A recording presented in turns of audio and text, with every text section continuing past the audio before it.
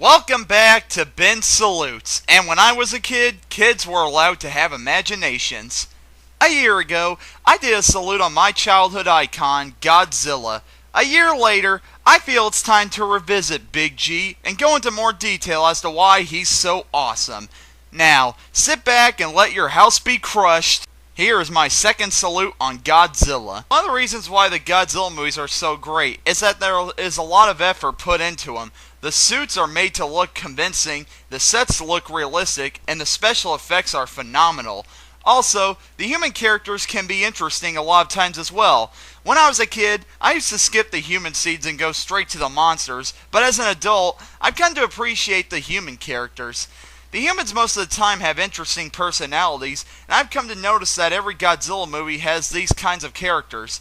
There's the main guy, who's serious and always is wanting to fix the problem. There's the love interest, who's always seen to be getting in trouble, but can be tough when she needs to be. There's the goofball, who's there for a joke and sometimes gets killed. There's the older guy, who either is looking to get revenge on Godzilla or wants to keep Godzilla safe. And there's the villains, aside from the monsters. The human villains are the ones responsible for the bad things going on in the movies. All these characters have become staples of the Godzilla movies, and I've come to appreciate them. And, as an adult, I've come to appreciate the hot Japanese girls that star in these movies. Don't believe me? Here's my favorite Godzilla girl, Kumi Mizuno. Whoa, that's good. Anyway, another great thing about Godzilla movies are the great special effects. A big example of this is the monsters. There's no bullcrap CGI here, it's guys in monster suits. The actors in the suits are allowed to make monsters feel like living, breathing creatures. Cities, planets, or valleys, or water, the sets always have great detail in them that make you say, wow. I'd be ticked off to put all that effort into the set only for it to be destroyed by the monster costumes. Most of these sets are created by the amazing E.G. Tsuburaya, who knew exactly what to do to make special effects come to life. There's a little known story that he went around his home, and when his wife was throwing away junk, he would pick up a lot of stuff and say, I could use this. That's just plain incredible.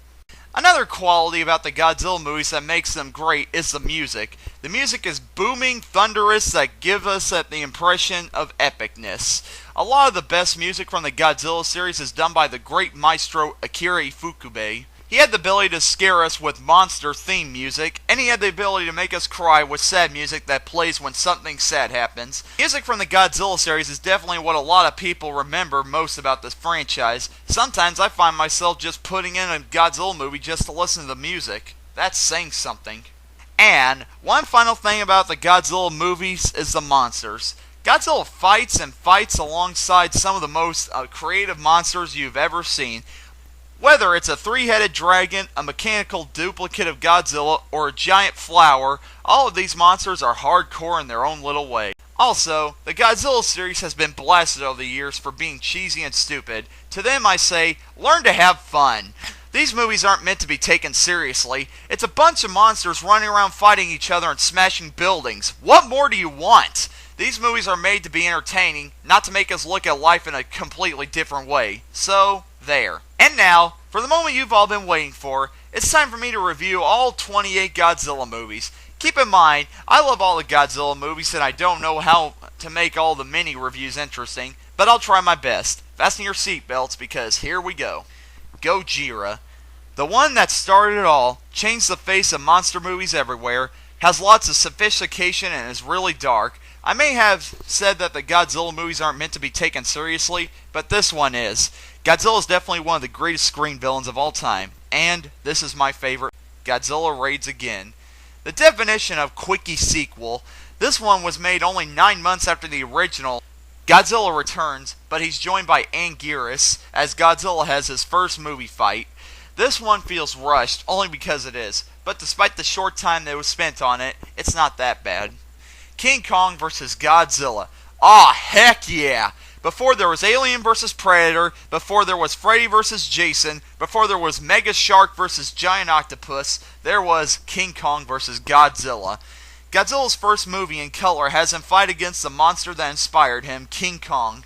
The two fight in an awesome battle that can't be described with words. The American version does its best to make Godzilla look bad, but what can you do? They're Americans.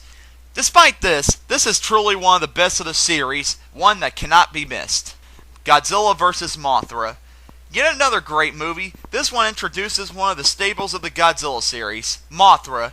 This is the best one since the original that shows what a bad guy Godzilla can be.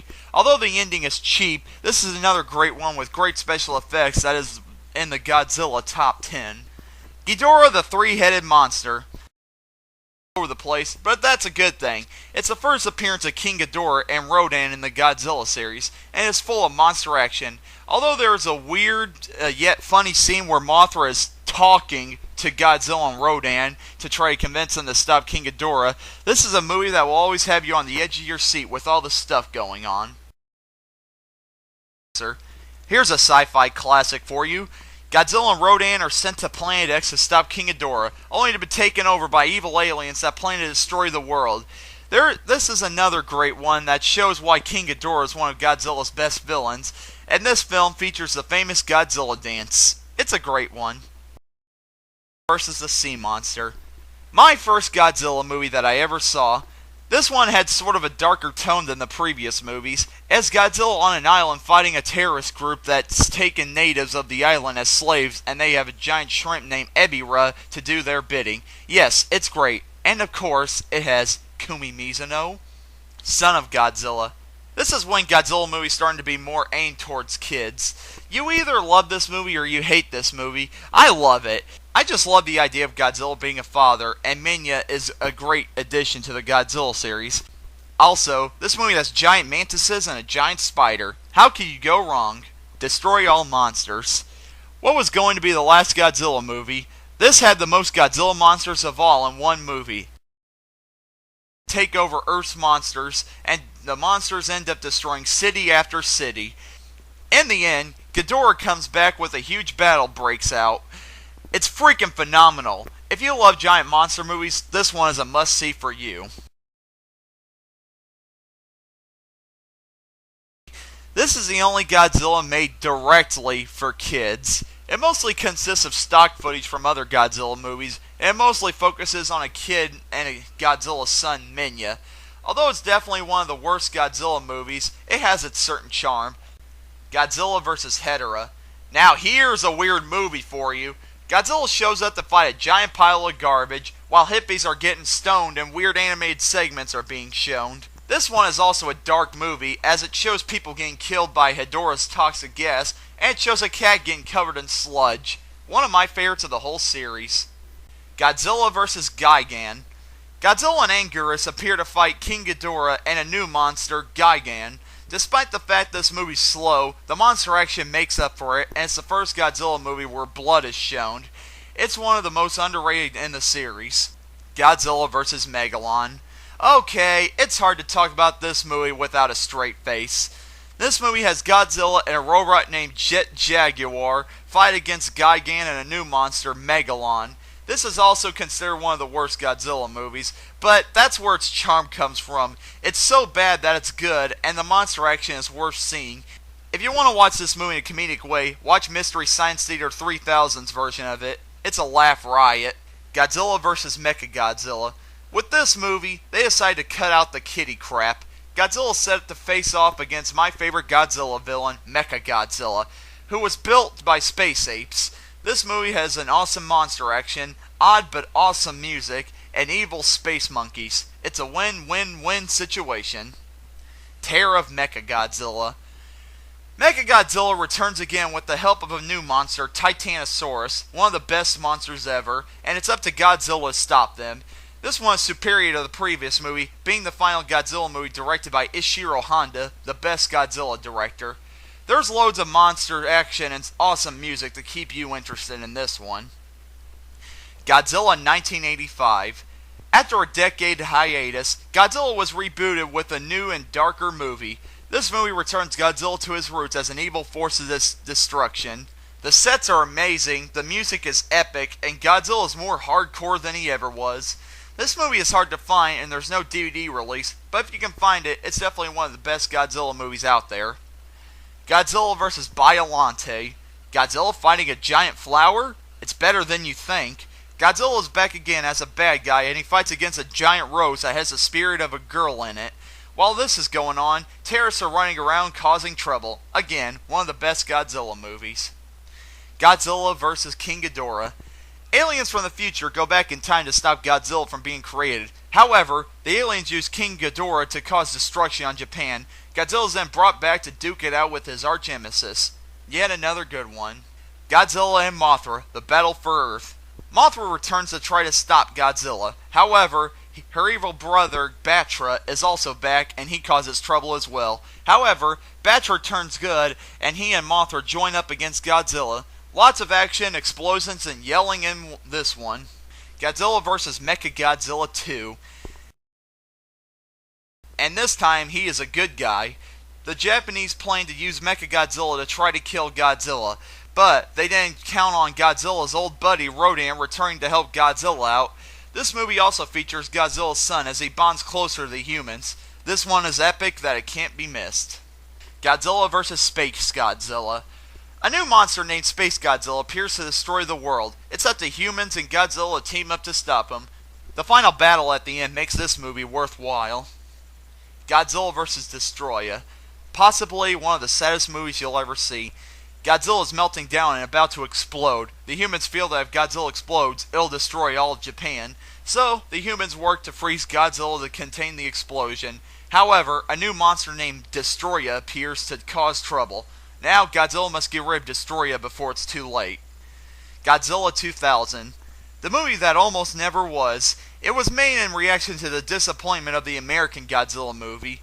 Godzilla returns, looking pretty awesome, and a meteor lands on Earth, containing a monster.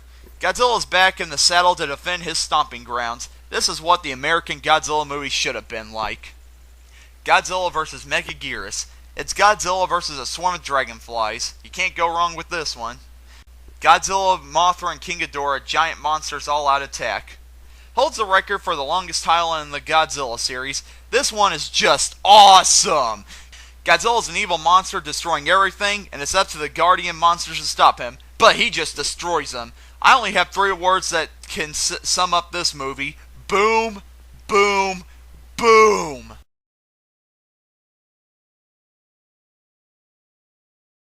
To stop Godzilla, and possibly their best battle yet. Godzilla Tokyo SOS. A sequel to the previous movie, Godzilla Mecha's Godzilla battle it out again, but Mothra gets into the mix in a big 3-way monster mash. Godzilla Final Wars. Oh heck yeah!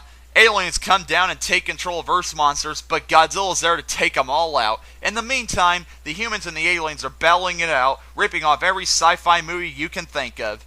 If you love monster mashes, this is for you. In the end, Godzilla and the humans declare a truce, and Godzilla swims off in the ocean to take a long rest.